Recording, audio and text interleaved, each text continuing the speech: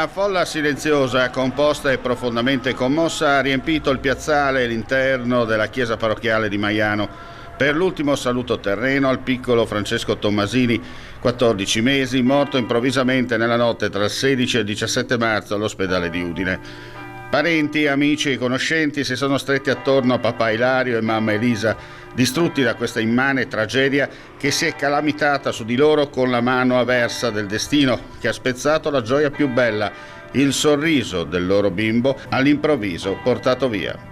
All'arrivo del feretro, partito dalla cella mortuaria dell'ospedale di Udine, il silenzio è ancora più presente, mentre il sottofondo del suono cupe delle campane annunciavano la sua entrata nel sagrato antistante luogo di culto.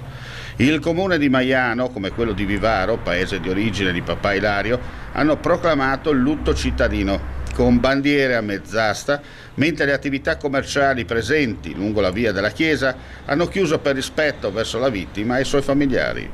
Al termine della funzione religiosa, il viaggio verso la destinazione finale terrena, il vicino Camposanto, dove il piccolo Francesco riposerà accolto nella pace perenne.